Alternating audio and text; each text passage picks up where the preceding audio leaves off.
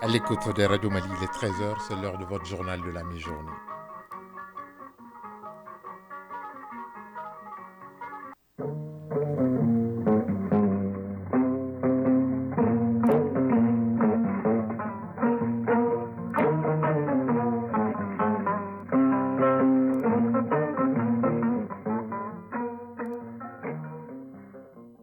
Le journal Ousmane Daou.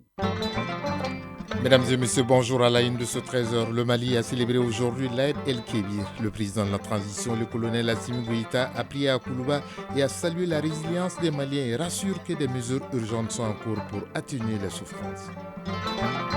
Dans quelques jours, Bamako sera la capitale du numérique pour les pays de l'Alliance des États du Sahel. Le thème de ce rendez-vous du numérique à Bamako est les TIC, facteurs de résilience face à la crise multiforme dans le Sahel, opportunités et défis. Hors du Mali, en République démocratique du Congo, l'ancien ministre des Finances, bientôt devant la justice pour détournement de fonds publics.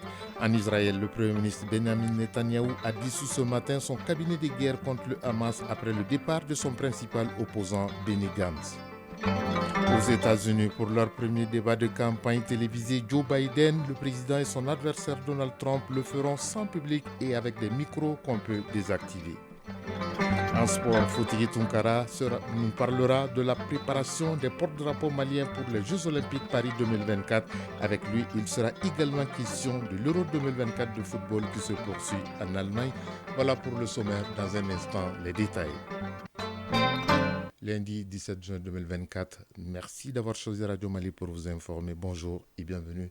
Tout d'abord, bonne fête de Tabaski à toutes et à tous. Je le disais dans les titres, le Mali, à l'instar de plusieurs pays de la Oumma islamique, célèbre aujourd'hui l'Aïd El-Kébir ou la fête de Tabaski.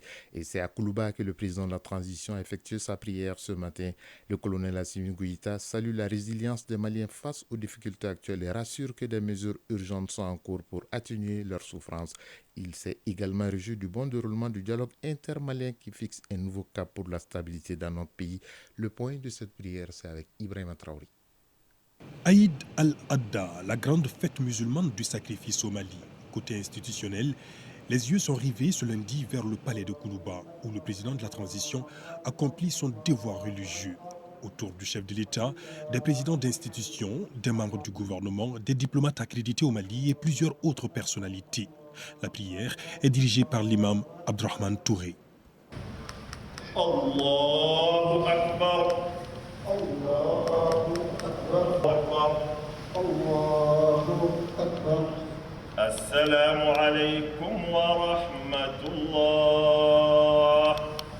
Le second acte est la Koutouba, ou le sermon de l'imam. Abdrahman Touré rappelle le sens et l'importance de l'Aïd El-Kébir qui commémore le pacte de soumission d'Ibrahim à Allah. Il bénit le Mali et les Maliens avant de prôner la paix, la stabilité, la cohésion sociale autour des autorités de la transition. أما ألف يا ربي ألك جمانين تان يا ربي ألك جمانين كشي يا ربي ألك لا في جيد جمانين كون يعني ألف يا ربي جم فمنا بفن وفن فكنيش إن جمانين ما يا ربي ألك جم فنكني أنغا كده منو بكموكنا أنا منو يربسو يا ربي ألك بلا جلين تان. Au-delà de la fête, l'Aïd El-Kébir revêt une signification spirituelle majeure pour les musulmans.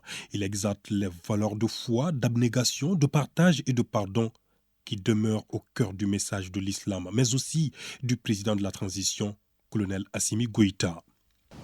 Je voudrais rendre grâce à Allah, le Tout-Puissant, le Miséricordieux, et qui nous a permis de voir ces jours bénis. La fête de Tabaski est par excellence un jour de pardon, de partage et surtout de solidarité. Et je voudrais à cette occasion souhaiter une bonne fête de Tabaski à toute la communauté musulmane du Mali et d'ailleurs. Je voudrais souhaiter aussi bonne fête à nos forces de défense et de sécurité qui sont actuellement engagées sur les théâtres des opérations qui mènent une lutte acharnée contre les groupes terroristes. Et je voudrais les féliciter pour les résultats engagés et surtout les encourager à persévérer dans le sens de la victoire jusqu'à la pacification du Mali. Et je voudrais aussi souhaiter bonne fête à tous nos partenaires qui sont restés à nos côtés et les rassurer que le peuple malien est disposé à travailler avec tous les partenaires et dans un respect mutuel et dans un partenariat gagnant-gagnant. Aussi une pensée pieuse à tous nos disparus, qu'ils soient civils ou militaires, et tout en souhaitant prompt rétablissement aux malades et à nos blessés de guerre. Le chef de l'État évoque aussi l'actualité nationale et se dit conscient des difficultés du moment. Des mesures et dispositions urgentes sont en cours pour atténuer la souffrance des populations, rassure le président Goïta. Et je voudrais aussi saluer la résilience du peuple malien face à cette crise énergétique et les rassurer que toutes les dispositions sont prises pour que cette crise soit un mauvais souvenir pour le peuple malien. Et je voudrais aussi saluer surtout leur détermination à résister face à l'adversité. Aussi saluer de passage la bonne organisation du dialogue intermalien qui a été un moment de retrouvailles, une rencontre au cours de laquelle toutes les Maliennes et tous les Maliens ont discuté des problèmes du Mali pour une sortie de la crise multidimensionnelle que notre pays traverse. Cette prière collective à Koulouba s'est achevée par un échange de vœux. Des vœux pour un Mali stable, uni et prospère. Enfin, le président de la transition regagne sa résidence à Kati pour immoler son bélier loin des caméras. De Koulouba en commune 3 du district de Bamako, nous partons en commune 2, précisément à Bagadadi, où se situe la grande mosquée du roi Faisal ibn Abdul Aziz, et qui est lieu de prière pour la traditionnelle fête de l'Aïd el-Kébir ou fête des moutons. Cette prière s'est déroulée dans la ferveur et dans la communion. Comme d'habitude, les fidèles musulmans se sont retrouvés en grand nombre dans la grande mosquée pour accomplir leur devoir religieux. Et c'est l'imam Amadou Kale qui a dirigé la prière. Dans son sermon, il a rappelé l'importance du pardon et de la cohésion sociale. Le commentaire est signé à Ribimantina. Jour d'Aïd el-Kébir à Bamako ou fête des moutons. Des centaines de fidèles musulmans, hommes et femmes, personnes âgées, adultes et enfants, parés dans leurs beaux habits de fête, affluent vers la grande mosquée de Bamako qui retrouve sa ferveur et sa symbolique des grandes fêtes religieuses. En communion, les croyants musulmans avec en première ligne l'imam de la grande mosquée de Bamako ont ainsi observé avec piété et conviction les deux rakas. Juste après, place au sermon élaboré par l'imam Amadou Sokale pour la circonstance. L'imam met l'accent sur des sujets d'actualité, avec notamment la situation particulière qui traverse le pays. Puis il invite les fidèles à la tolérance et à l'union des cœurs. L'Aïd el-Kébir, un grand moment de spiritualité et d'invocation, offre l'occasion aux fidèles de faire des vœux. Le sermon une fois terminé, l'imam Amadou Sokale s'évertue à immoler son mouton. Un acte qui commémore le sacrifice du bélier fait par le prophète Abraham à la place du sacrifice de son fils Ismaïl. La célébration de l'Aïd el-Kébir est ainsi le symbole de la foi et du partage. De Bagadadi, nous nous rendons à Tombouctou, la cité des 333 saints. La mystérieuse l'Aïd el-Kébir a été célébrée dans la joie et dans la ferveur. La prière collective a été dirigée par l'imam de la grande mosquée de Djingaribert. Dans son sermon, il a expliqué l'importance de la tabaski et les bons gestes qui vont avec. Najim Baba Sissé nous fait le point.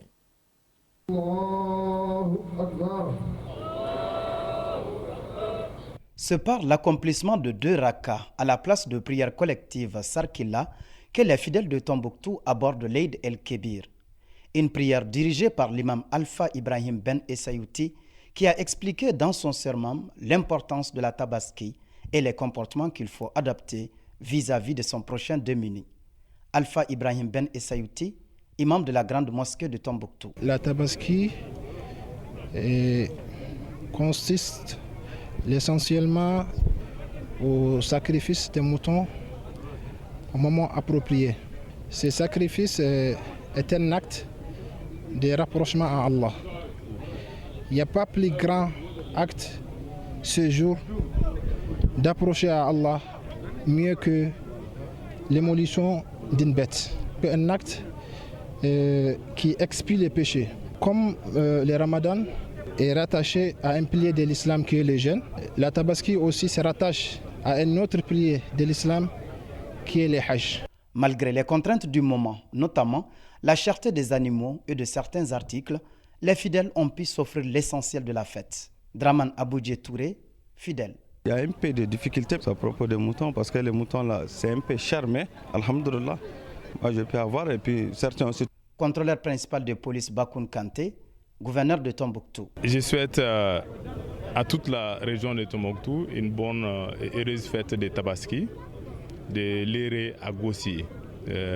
Qu'Allah accepte nos prières, exauce nos vœux de paix, nos vœux de retour de la paix, nos vœux de sécurité et nos vœux de développement.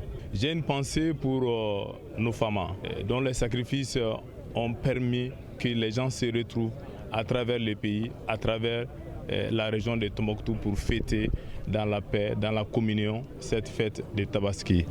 En immolant son bélier, l'imam donne le temps aux milliers de fidèles de s'acquitter de leurs obligations religieuses. Tombouctou, Najim Baba Sissé, Alou Koulibaly pour l'ORTM. Du nord, on fait escale au centre et à San, laissant célébrer l'Aïd el-Kébir en toute quiétude. À cette occasion, la prière collective a été dirigée par l'imam Yacouba Toumagnon à la grande mosquée de la ville. Prière et bénédiction pour la nation constituée les temps forts de cette prière. De San, le reportage de Drissa Koni. Reconnue comme la plus grande fête de la religion musulmane, la Tabaski commence par la prière collective constituée de 3 actes essentiels, les 2 rakas, le sermon et l'immolation du mouton de l'imam. Pour accomplir ces devoirs religieux, plusieurs fidèles ont vite occupé les mosquées et les espaces choisis pour la circonstance. Gaussou Toumagnon, fidèle. On demande à Dieu de sauver notre pays, la crise qui nous frappe aujourd'hui, que Dieu protège les musulmans et toute la population du Mali. Le gouverneur de la région, accompagné d'une forte délégation, s'est rendu à la grande mosquée. L'imam Yacouba Toumagnon, dans son sermon, a souligné l'importance de l'unité et de la synergie pour le bien du Mali. Il a ensuite formulé des prières et des bénédictions pour renforcer la cohésion sociale. Colonel-major Ousmane Sangaré, gouverneur de la région de San. J'appelle tous les musulmans à vraiment réfléchir au sens de cette fête pour que demain après-demain, que nous soyons des gens soumis à Dieu. Et cette soumission qui va changer notre comportement pourra nous amener la paix et la stabilité. Nous prions le Tout-Puissant, le Tout Miséricordieux, pour apaiser notre pays, pour faire que ce pays soit un havre de paix, pour que l'année prochaine, que tous les Maliens fêtent dans de très très bonnes conditions sans être inquiétés par des situations d'insécurité. L'Aïd el-Kébir est un moment privilégié de communion et de partage pour tous les musulmans du monde entier. Sans Drissa Kone et Sedou Kamena pour le RTM. 13h13, actualité hors du pays. En République démocratique du Congo, les députés ont donné leur feu vert au procureur général près la Cour de cassation pour l'ouverture d'une enquête à l'encontre de Nicolas Kassadi, ex-ministre des Finances, député et proche du président Félix Tshisekedi. Le procureur général étaye sa requête par la nature des faits et la gravité des indices. Le chef des parquets congolais précise que Nicolas Kassadi bénéficie toujours de son immunité parlementaire, mais la démarche va entreprendre d'entendre sa version des faits. L'ex-ministre des Finances est au cœur d'un scandale de surfacturation. Il est accusé d'avoir ordonné et facilité le paiement d'un quart d'un contrat avec un consortium qui construit des forages d'eau destinés à 1000 localités dans le pays. Un marché de plus de 100 milliards de francs CFA. Le montant estimé du préjudice est de plus de 20 milliards de francs CFA selon le procureur. En Israël, le Premier ministre Benjamin Netanyahou a dissous ce matin le cabinet de guerre, une décision qui découle du départ il y a une semaine de son principal opposant Benny Gantz. La cellule avait été formée au début de l'offensive israélienne juste après l'attaque du Hamas le 7 octobre 2023. Benny Gantz a justifié son départ par le manque de stratégie de guerre et surtout d'après-guerre de Benjamin Netanyahou. Il a été suivi par un autre membre de son parti, Gadi Eisekot, ancien chef d'état-major de l'armée israélienne. En Chine, Li Qiang, le Premier ministre, est arrivé à Adélaïde, en Australie, pour une visite de 4 jours. C'est la première fois depuis 2017 que le numéro 2 chinois se rend sur l'île continent. Cette visite intervient après des années de tensions entre Pékin et Canberra. Le Premier ministre chinois, Li Qiang, a déclaré à sa descente d'avion, je cite, que l'Australie est idéalement placée pour relier l'Est et l'Ouest, d'où sa venue pour normaliser les relations entre les deux pays. Aux États-Unis, l'événement politico-médiatique très attendu est le premier débat entre les deux principaux rivaux pour la présidentielle américaine, Joe Biden, le président sortant, et Donald Trump, l'ancien président. Le face-à-face est prévu pour le 27 juin prochain et organisé par la chaîne de télévision CNN qui vient de dévoiler les règles de ce duel. 1h30 de débat sans public et avec des micros que l'on peut désactiver pour mieux faire respecter les temps de parole. Voilà les principales règles établies par la chaîne CNN après consultation avec les équipes de Donald Trump et de Joe Biden. Un deuxième et dernier débat télévisé sera organisé en septembre prochain par la chaîne ABC.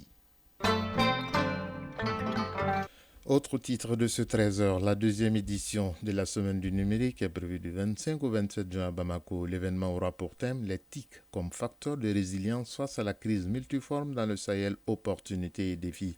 La rencontre sera marquée par des conférences, débats et des expositions. Les délégations des pays de l'Alliance des États du Sahel prendront part à ce rendez-vous de Bamako et sera parrainé par le président de la transition, le colonel Assimi Goïta. La conférence de lancement a été présidée par le ministre de la Communication, de l'économie numérique et de la modernisation de l'administration, Alamdou Ag Ilien Batraoré y était. Le Mali sera au centre de l'économie numérique dans la sous-région et cela pour quelques jours. Le Mali sera l'hôte des pays de l'AES pour des échanges permanents permettant aux acteurs d'échanger à fond sur les enjeux du secteur du numérique afin de proposer des solutions aux défis de l'heure. Abdul Kadriki, directeur national de l'économie numérique. La semaine du numérique est juste un cadre d'échange. Un cadre d'échange permanent entre les acteurs du numérique. Alhamdou Ag Ilien, ministre de la Communication, de l'économie numérique et de la modernisation de l'administration. Puisqu'il n'y a pas de sécurité, ni de développement, ni quoi que ce soit aujourd'hui, sans le numérique, le Mali l'a compris en érigeant une direction de l'économie numérique. Et c'est en cela que nous nous sommes mis ensemble pour mutualiser nos moyens, pour développer nos pays à travers une modernisation basée sur la maîtrise des outils de communication autonome. Cette semaine numérique est une habitude du Mali depuis quelques années, elle a évolué. Le numérique, autant il est bien, autant il peut aussi faire du mal. Conférences, débats, panels et expositions marqueront cette deuxième édition de la Semaine du numérique dont le thème est l'éthique comme facteur de résilience face à la crise multiforme dans le Sahel, opportunités et défis. Alhamdou Ag Ilien, ministre de la Communication, de l'économie numérique et de la modernisation de l'administration. Cette semaine est une émanation de la volonté du président de la transition qui m'a donné des instructions pour activer le développement de l'économie numérique dans notre pays et de la modernisation de l'administration. C'est en cela que nous avons institué cette semaine. Elle répond aux nécessités de la construction de la Confédération des États du Sahel. C'est en cela que nous avons convié les frères du Niger et du Burkina. À l'issue de cette conférence de lancement, la nouvelle commission d'attribution des cartes de presse a présenté aux confrères le tout premier lot du document qui servira désormais à identifier les professionnels du métier.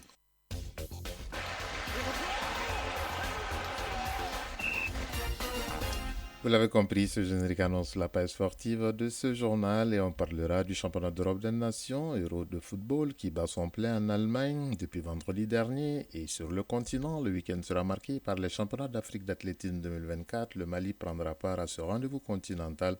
Et puis, dans quelques jours aussi, va débuter les Jeux Olympiques Paris 2024. Le Mali sera présent en football, mais également en taekwondo, la seule discipline où le Mali est double champion du monde avec Daba Modibo Keïta.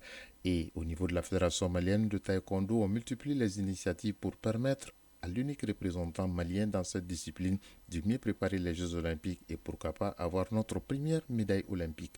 Le développement de l'actualité sportive, c'est avec Fotigi Tunkara. Le taekwondiste malien Ismaël Koulibaly défendra les couleurs du Mali aux Jeux Olympiques Paris 2024. L'athlète a récemment été qualifié. Après les Jeux Olympiques de 2016 à Rio de Janeiro au Brésil, Ismaël Koulibaly représentera à nouveau notre pays dans cette discipline. À moins d'un mois de cet événement planétaire, les préparatifs vont bon train pour l'athlète malien qui vient de prendre part à l'Open de Luxembourg où il a décroché la médaille de bronze. Pour plus de détails, je vous propose d'écouter le président de la Fédération malienne de taekwondo, Maître Alioune Badra Traoré, que nous avons joint au téléphone. D'abord, j'explique qu'Ismaël a été qualifié à travers ce qu'on appelle la carte d'universalité. C'est un choix qui est fait par le Comité international olympique, la Fédération mondiale de taekwondo, à travers le Comité olympique national proposé par la Fédération. Donc, c'est tout un mécanisme qui a été mis en place. En réalité, on a hésité, est-ce qu'il fallait le lancer dans la course de qualification de compétition, parce qu'il en avait la capacité. Cependant, on a été bloqué par le fait qu'on avait 2 boursiers garçons. Or, le Mali ne pouvait pas présenter plus de 2 garçons lors de ses qualificatifs. Donc lui, on l'a positionné sur la cape d'universalité. Donc c'est dire que l'athlète, en fait, c'est un athlète qui est capable de décrocher une médaille parce qu'il est capable de décrocher également la qualification. Il vient de décrocher une médaille de bronze à l'Open du Luxembourg qui s'est passé le 8 et 9 juin où il n'y avait que des qualifiés pour les Jeux Olympiques. Donc ça veut dire ce que ça veut dire. Hier, il a terminé un stage international à Bruxelles, un stage international qui est planifié aux États-Unis également à partir du 20 juin jusqu'au 9 juillet. On souhaiterait aussi le supporter financièrement pour qu'il se libère complètement pour cette phase de préparation, qu'il ait un suivi médical pour que soit au mieux de sa forme. Financièrement, donc, on s'est évidemment adressé au Comité national olympique et sportif du Mali qui nous a beaucoup supporté. Le ministère des Sports nous a promis, on a eu audience avec monsieur le ministre, donc il attend juste nos correspondances pour qu'il mette en branle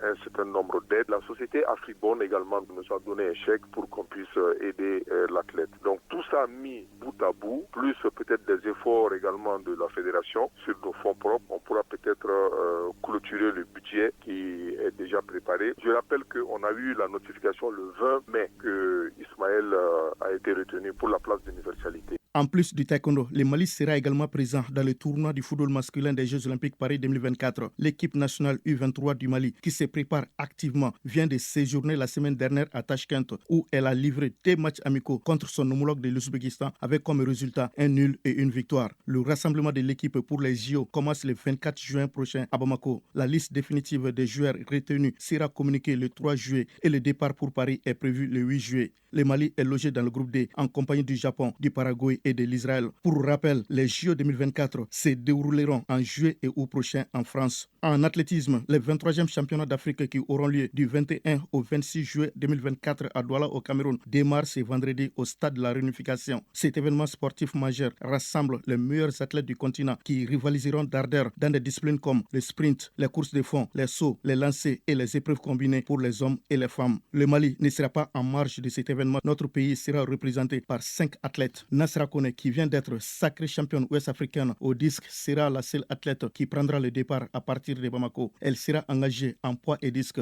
De la France, il y aura Fodé Sissoko des 100 et 200 mètres. Émilie Dia en marteau. Boubacar Diallo, médaille d'argent aux Jeux africains, compétira à la perche. Richard Diawara aux 400 mètres et championnat d'Europe de football. La première journée des poules se poursuit avec l'entrée en jeu du groupe E ce lundi. À 16h, la Belgique affrontera la Slovaquie. À 19h, l'Autriche sera face à la France dans le groupe D, déjà dominé par les Pays-Bas qui ont battu la Pologne hier par le score de 2-1. Dans le groupe C, la Slovénie et le Danemark ont fait match nul d'un but partout. La Serbie a perdu 1-0 contre l'Angleterre. Du coup, les Anglais prennent la tête de ce groupe C.